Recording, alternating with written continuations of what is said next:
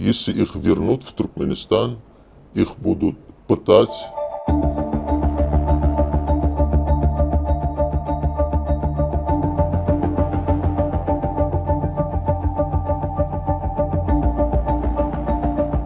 Они сейчас, один из них находится в СИЗО, в Крестах, а другой находится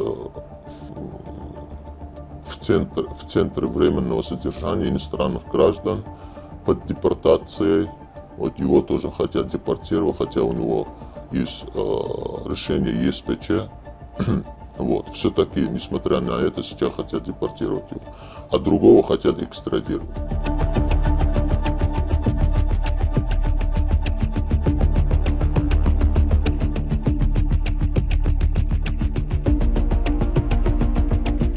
Если их вернут в Туркменистан, их будут пытать и осудят на длительный срок.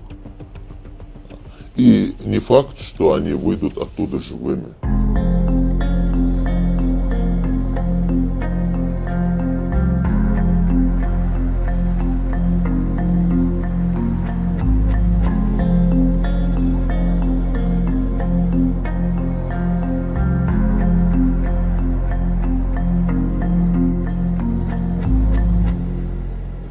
По версии туркменских спецслужб, братья Бекиевы, работая в частной пекарне в Санкт-Петербурге, якобы попали под влияние лиц кавказской национальности и на рабочем месте пропагандировали исламский фундаментализм. Они помогали туркменским студентам, прибывшим для обучения в Россию, устроиться на работу в пекарне, где сами работали, проводили с ними религиозные занятия.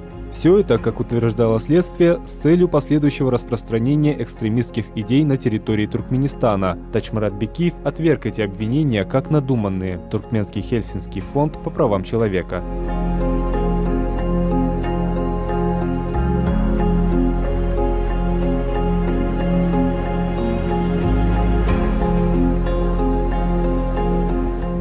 В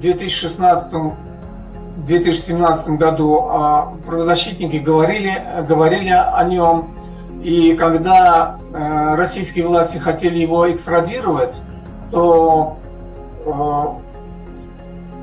ему юристы помогли через Европейский суд по правам человека, его отстояли, и он не был экстрадирован.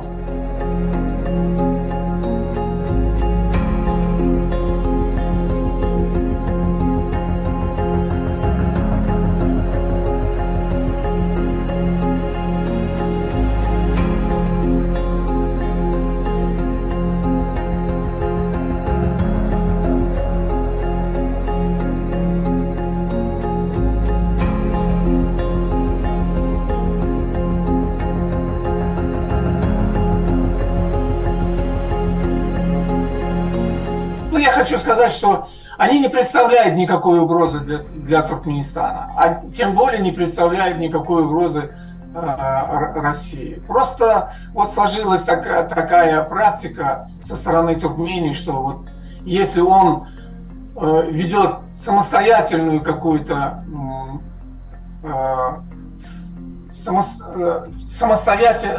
если этот религиозный человек ведет самостоятельно, он самостоятельно не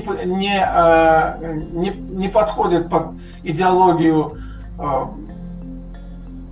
туркменских властей, то на него сразу начинает, как я сказал, заводить сразу уголовные дела и автоматически зачисляют его в разряд врагов.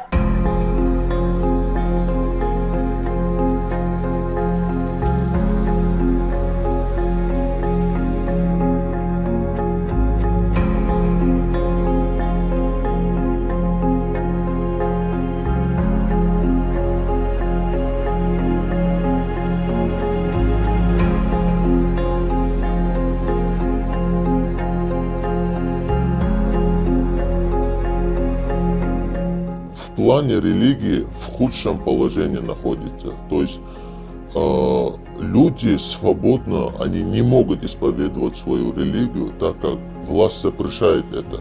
Власть ограничивает какими-то ограничениями. Если человек выходит из этих ограничений, то его сажают пытают. Сегодняшняя религия в Туркменистане, она находится на службе у властей и пропагандирует, восхваляет идеи и мысли, внутреннюю и внешнюю политику, социальную политику и в конечном итоге культ личности и авторитаризм и диктатуру власти. Это было при первом президенте Ниязове, это было при втором президенте Бердымухамедове старшем, и продолжается эта же идеология, продолжается и при нынешнем президенте.